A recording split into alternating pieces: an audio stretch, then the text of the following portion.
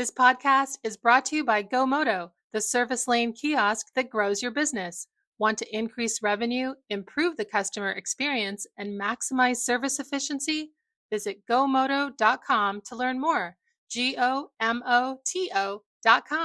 Want to dive deeper into the topics you hear about on Daily Drive? We're offering listeners a special offer, 20% off a 1-year Automotive News digital subscription. That gets you access to all of our news, information, and analysis made for automotive industry leaders like you.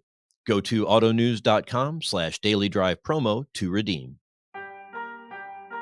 Welcome to this weekend drive edition of Daily Drive for the first week in January 2024. I'm Jamie Butters, Executive Editor of Automotive News here in Detroit.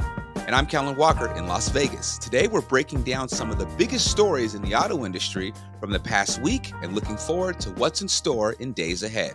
Jamie, welcome to Saturday. How are you? I'm hanging in there, Kel. How about you? I'm doing all right. We had a very, very interesting week in the news, and let's get started. So this week we saw strong sales results for the fourth quarter. What is it going to take to keep this momentum going into 2024? I mean, the market is starting to get somewhat back to what we would call, I guess, normal. But do you think this will be the year that incentives will make or break automakers? Kel, you're hitting on one of my buttons here, which is normal and new normal. And there's a case to be made that we're in a new normal, right? Before the pandemic, sales were above 17 million for 5 straight years. I mean, that was not a blip. That was real demand, vehicles being made and bought, both fleet and consumers. Of course, then we had the pandemic, a lot of economic turmoil. But as we've come out of it, vehicles are such higher prices, and so are interest rates, and it's just kind of shrank the available number of consumers who can buy a new vehicle. So there's a lot of talk that maybe the market's natural level these days is more like 15 and a half, 16.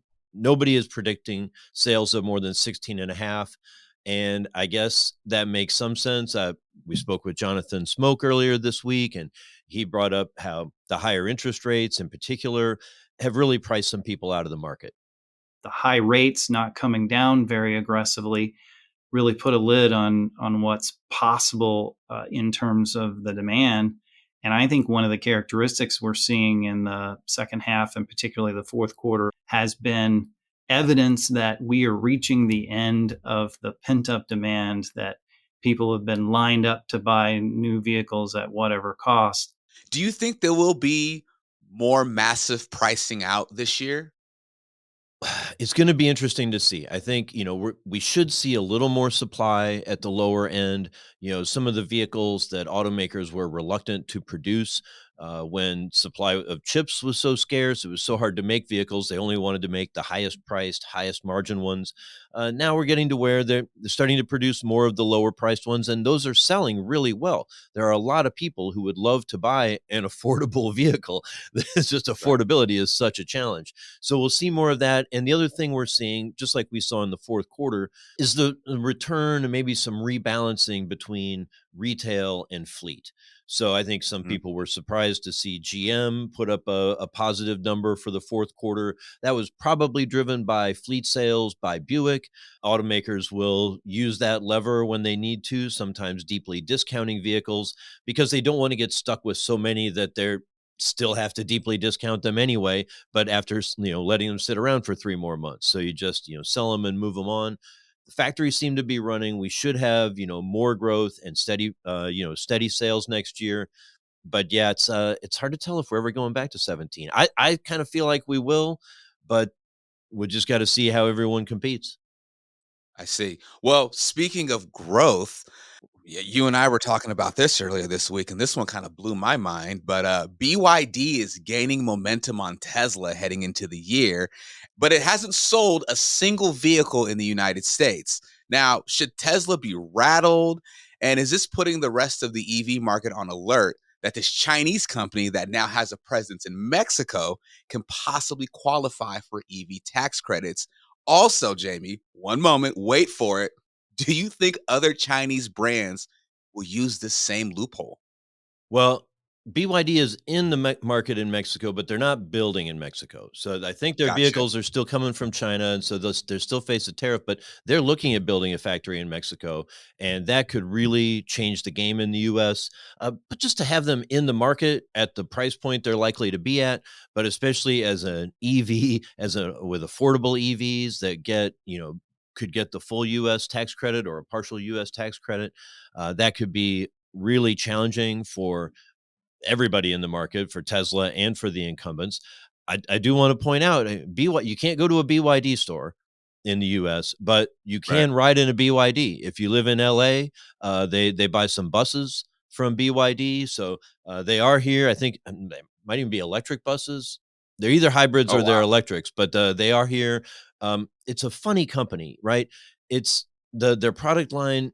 It's not like General Motors or Ford. It's not like Toyota. They've got buses, they've got heavy trucks, but they also have a lot of really cheaper, smaller vehicles. Most of them wouldn't even appeal to an American audience. But yeah, if you're Tesla, you've been the world's largest EV maker, still finished this year as the biggest, but BYD beat it in the fourth quarter, will probably beat it again this year, and Mhm. maybe for the foreseeable future. We'll have to see kind of how that company's strategy plays out. Does Tesla really keep trying to grow 50% a year? It's going to be an interesting race between the two, although they are sort of playing different games. BYD mostly coming up from the bottom with low price vehicles, and Tesla, of course, started with the Model S and worked their way down to more affordable Y and 3 that are still fairly pricey vehicles. So, Jamie, you don't think that the folks that want to try to get their hands on that $17,000, $20,000 EV wouldn't just succumb to a BYD because of they just want something that's affordable since EVs are priced so high here in the United States, like the Teslas and the Rivians and things like that. That's what's going to be such an interesting test of the market if and when BYD comes in. Uh, I mean, it probably doesn't really compete with Tesla Hmm. for consumer dollars, or wouldn't if it were toe to toe in this market. Might not even really compete with Chevy. It might just sort of grow the market all on the bottom end, because there are no $20,000 vehicles, electric or otherwise. What we've been Right. talking about a lot of times is, well, okay, some people will buy an EV because they want the performance, they want the cool new tech, or they want the feeling of being green, of not polluting as they drive. But there are challenges. There are lifestyle challenges. Whether you put a charger in your home or you've got to find public charging, and those early adopters might be willing to make that extra effort. There's some question whether quote unquote regular consumers, but mainstream consumers really are willing to do that. If you give them a cheap car, that certainly makes it more compelling to try to make those lifestyle adjustments. If you could have a car with a $400 or a $300 payment for a new car, that's going to open up a lot of folks who maybe don't have a garage.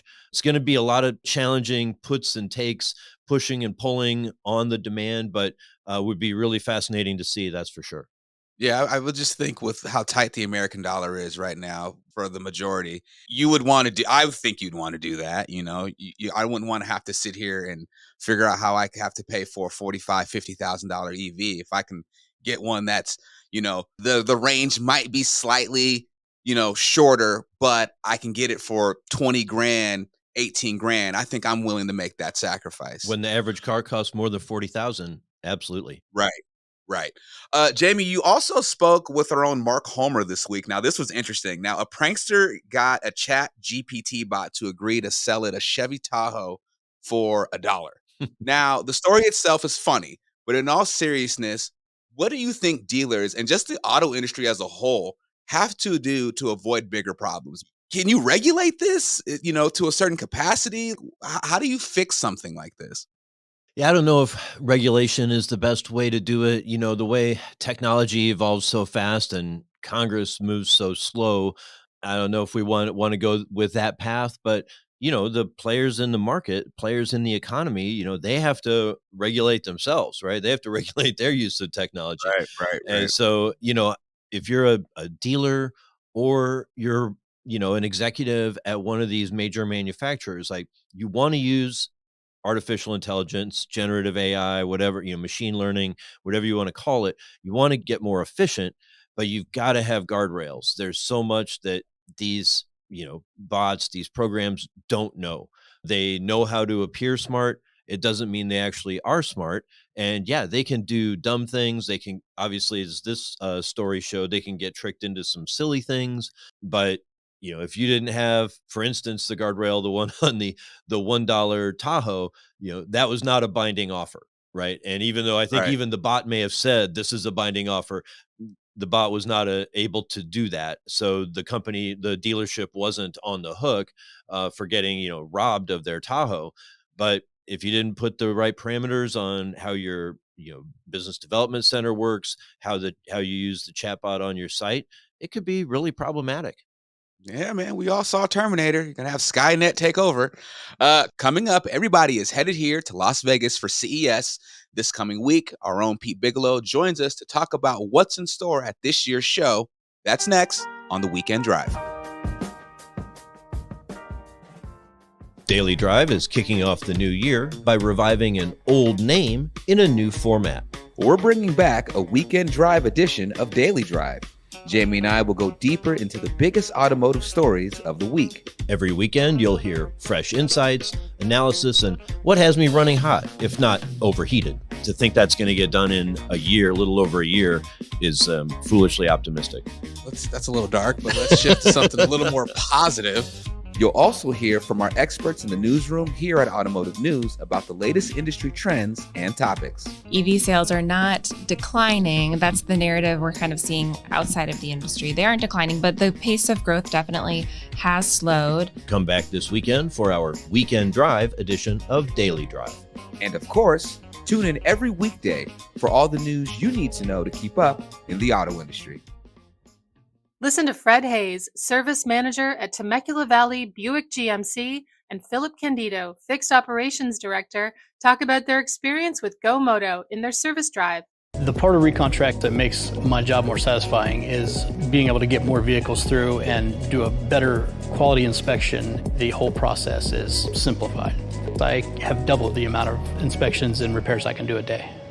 Want to increase revenue, improve the customer experience, and maximize service efficiency just like Temecula Valley? Visit gomoto.com to learn more. That's GOMOTO.com. Welcome back to Weekend Drive. I'm Jamie Butters with Kellen Walker. CES 2024 Media Days starts Sunday in Las Vegas. The show has become one of, if not the, premier live event for the auto industry in recent years. But this year will be a little different, with Stellantis pulling out of the show and less presence from top-tier automated driving companies. Pete Bigelow leads our tech and innovation coverage at Automotive News and will be covering all of the biggest stories and trends from CES. Pete Bigelow, welcome to this inaugural Weekend Drive edition of Daily Drive. Thanks, Jamie. It's great to join you here on the very first one today. Well, it's an important week as we start the new year, and we're packing our bags and getting ready to go out to Las Vegas for CES. It's really become, not only one of the biggest trade shows in the U.S., it's also really become sort of the dominant auto show in the U.S., and arguably in the whole world. In the past, it's always been, a lot of gee whiz technology. I'm sure we'll see some cool stuff, but it seems like less of emphasis in the last couple of years on robo taxis and self-driving technology. Certainly, it's kind of funny to think back to 2015, I think it was, when Audi did the big trip from Silicon Valley to Vegas on their autonomous technology, and that was sort of like the breakthrough moment, I think, for self-driving tech at CES.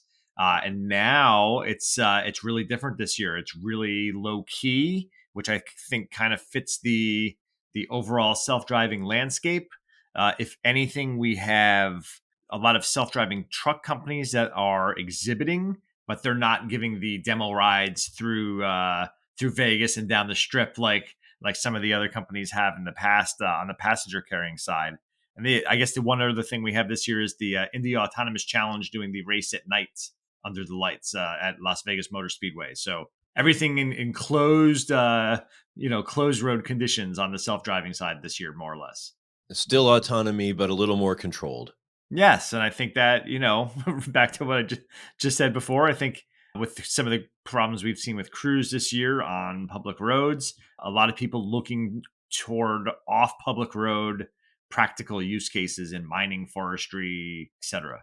But one of the commercial as the commercial endeavor, Motional, the Hyundai Aptiv joint venture, they are still in Las Vegas. That's where they're planning to launch service, or have they started already? No, they haven't, Jamie. I think that they're coming close, and they're going to start in Vegas on certain routes, and that is kind of is something I maybe would have expected at CES, to be honest, given the location, and ostensibly Emotional says that they're very close to launching. So something to keep an eye on here in 2024, but maybe not this particular week. Well, and with the state of, that industry, caution is the watchword, right? Nobody wants to rush anything and make a mistake and really sink the entire concept of robotaxis. It is, and I feel like we're probably one incident away from from being to that point where you have motional left. Is certainly Waymo, I think, has shown the prudence in the way that it's deployed in Phoenix. Years go by, San Francisco, they set up the trusted tester early rider program, and they're moving kind of 1 inch, one block at a time. But I think that is the prudent path, which may not be a perfect path. It doesn't guarantee anything, but certainly with the hindsight of looking at how everything went down with Cruise, that certainly seems to be the right way to go about this. And before we move on to other technology, you mentioned the Indy Autonomous Challenge, and that's going to be at night this year. How's that going to work? And what else? Is there anything else new about it this year? I don't know that there's anything else new about it. I mean, that's enough. Going at night is probably enough. That probably is. And there is something new. I know they're unveiling a new robo race car at a press conference on Monday. I don't know if that's what they're racing. 3 days later, I guess that would make sense in some way. But obviously, putting a prototype or concept out 3 days later might be a little fast to see it actually on the raceway. But so they're doing a lot of interesting things as they have. I know that they've been racing internationally this year. So a lot of interesting things with the Indy Autonomous Challenge. I mean, these are not races like an Indy 500 or the F1 race where you've got a whole pack of cars out there trying to get in front of each other. What is the race like, and what is the point of it? Yeah, I think the point is there's a lot of automotive technology, a lot of autonomous driving technology that's being tested and pushed to its practical limits. So just like we see innovation in the traditional auto industry kind of trickling down from the raceway, the hope is that we see the same thing on the autonomous side. Luminar is a big sponsor of the Indy Autonomous Challenge, and I know they've tested a lot of their latest lidar technology on the race cars before it starts kind of trickling into more practical plans. So that's one example of the point. And I think you asked, what is it like? Yeah, it's typically two cars are on the racetrack at a given time, and they're one is the leader and the other is kind of charged with passing the leader, and that's how you advance or fail to advance in the brackets style competition. Cool. Well, that'll be interesting to see how it develops. What other kind of tech are you interested in looking for at this year's show? Obviously, generative AI is a buzzword everywhere. You can't escape it really here in early 2024. And I certainly think we're going to see AI in vehicle cockpit applications, in infotainment. I'm looking at Qualcomm, NVIDIA, Mobileye, certainly the latter doing a lot of automated driving or driver assist systems that we're going to see. So I think all of those three companies that kind of started as the chip companies and kind of moved up the value chain will be kind of continuing to show what they're doing. And I'm guessing them or someone else is going to be talking quite a bit about, generative AI, cockpit assistance, voice assistance, that sort of thing. Yeah. It's so funny as you're describing it and naming some of these companies. So many of the technologies are overlapping and intertwining. The thing that I'm kind of captivated by is this Advances in the sensors and visioning. I'm hearing about, glasses to help, blind people see, or like to replicate a seeing eye dog, or to help people with macular degeneration, which my father-in-law had suffered with before he passed. And, these are, some non-automotive applications, but using sometimes automotive technology that you would use for self-driving that would be integrated with AI, to make it safer in the cockpit, so airbags deploy more safely. Just a lot of interesting things with sensors, with computing, with processing, to integrate all these functions, hopefully in a better than human, or at least a human assistive way. Totally. It's really interesting that you say that, because I think, there's examples of automotive companies doing things in non-automotive applications, and some of those wearable sensors might be one. And it's hard at CES now that all the automotive stuff is concentrated in West Hall. Like, now we have to walk to the, we have to walk over the bridge to back toward the main mothership of the Las Vegas Convention Center to see some of that stuff. But maybe one that we will see on the automotive side, and I'm taking this totally in the opposite direction, is, here we have Hyundai as a traditional, auto giant. And one non-automotive thing we'll see from them specifically is their air mobility division, Supernal, is going to unveil their next generation eVTOL aircraft at CES, as well as a vertiport at West Hall. So that's, their vision of what's a pick up and drop off location, ostensibly in a major urban area, looks like. So that's another way we see automotive companies pushing the boundaries on what their technology can do writ large. I would say that's another category where caution should be the watchword. Like, we don't need mistakes with flying cars or small jets or whatever they are. No, I don't Uh, think that there's no plans to my knowledge that they're actually going to be flying this thing at CES, but that will come some other day on probably in the Mojave Desert somewhere, I would guess. But yes, caution being a key on that front as well. I don't have the experience to, judge with my eyes the way I would, a concept car, or a production car. But I'll be curious to see how it evolves. We saw, I think it was 2 years ago, that they brought out that sort of first prototype. It was very large. It was very impressive. Not more, it felt more like an airship than a flying car. Just it had a very big presence. I'll be curious if this is more, van sized, something a little more compact, but a lot of things going on with that. This should be interesting to see. There are, and there's a lot of things going on with Hyundai at the show overall as well. That's like one bullet point of many that they're showcasing, and it's really interesting. I feel like Hyundai's in the spotlight of the show, Honda a little bit, and that might be the biggest announcements from the traditional automakers. Obviously, we have some companies that are conspicuously absent this year. Well, sure. The None of the Detroit three are there. Even Stellantis, which pulled out, just last October, presumably after a lot of money would have already been spent to secure floor space and design their display. And it's curious trend, I think, in shows. It's funny you mentioned, Hyundai sort of dominating the news cycle, or potentially dominating. That might be an omen for the whole year, because we've really seen most of the incumbent automakers pull back from auto shows, pull back from these big events that everyone's at. I think they're concerned about their share of voice, and they don't want to spend $1 million or $10 million or more, and just be one of 10 or 20, companies trying to get some attention on that day. Since COVID, it's really been Hyundai and Stellantis have been the two global automakers that have propped up the big US shows, the New York and LA in particular. Stellantis pulled out of LA, they pulled out of Toronto and Chicago. We don't have confirmation yet on New York. I'll be curious to see if they participate in Geneva or Beijing, the other sort of big first half of the year shows. It kind of looks like a marketing, like they're just cutting back the marketing spending. The company says it's case by case, but so far every case that's come up has seemed to be a no, we're not participating. So it's an interesting point in the evolution of trade shows in the auto industry, and maybe a trend where it's Hyundai's the big dog.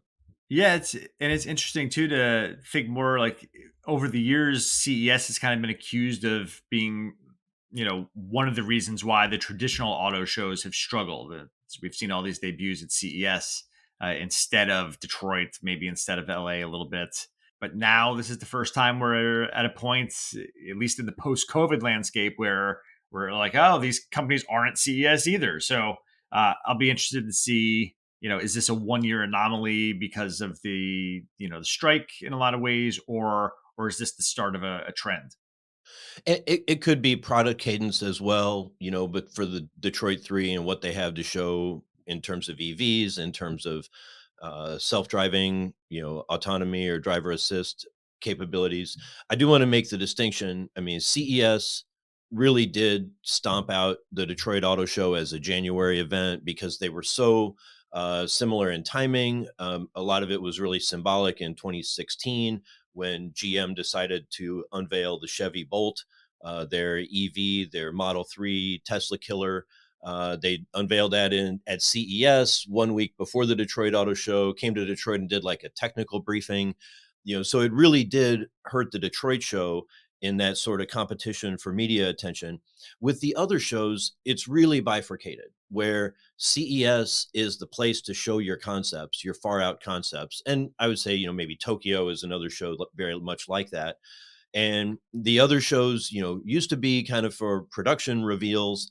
We're kind of seeing those in offsites, but it's still the other shows, the traditional auto shows are still really important for consumers, for auto dealers to show the consumers what's on the lot, what technology is out there, maybe introduce them to some EV technology they haven't had the opportunity to sit in and ride around in before. But yeah, the good old days of the North American International Auto Show, or where all of the big shows had concepts, production, consumer world, and, CEOs making news all over the place. Those days are gone. No question. No question. I do think it'll be interesting to see how the tech evolves at CES. Obviously, we've talked about a lot of the AI that's being infused into the cockpit, and seeing that aspect of automotive tech be unveiled, and maybe get a glimpse of what's coming 5 years from now. It's interesting. It used to be, it was going to be like so far out. This is like 5-10 years away. Now it seems like there's a little more realism to what we see at CES, a little closer to a production vehicle. Yeah, great point. Last year, Stellantis, speaking of Stellantis, unveiled their electric Ram EV, the Rev, and it's coming to market this year. So yeah, it was not quite production ready and still had some of the fantastical tech on it that I don't think we'll see in the real world, but it was a very near production ready concept. And that is a new thing for CES. We'll see how that evolves this year and in the coming years. CES, where to go to get your dose of reality. All right. Pete Bigelow covers technology and innovation. He leads our team on that here at Automotive News. Pete, thanks so much for joining me here on Weekend Drive. I'm so glad to join you, Jamie. We'll see you in Las Vegas. One development since we recorded that interview, I had said that we didn't know about Stellantis's plans for the New York Auto Show, but now we do. Stellantis said it will build a Camp Jeep driving course there. It's not clear yet about a press conference or what the show floor stand will be like. That's all for this Weekend Drive edition of Daily Drive. I'm Jamie Butters. And I'm Kellen Walker. Thanks to Automotive News coordinating producer Jake Neer for his help on today's podcast. You can get the latest news on CES, sales results, and everything happening in the auto industry at autonews.com. Come back on Monday for a conversation with Dunn Insights CEO Michael Dunn about why he says every U.S. automaker not named Tesla should be terrified of Chinese competition. If you enjoy the podcast, remember to like, leave a review, and subscribe so you never miss an episode.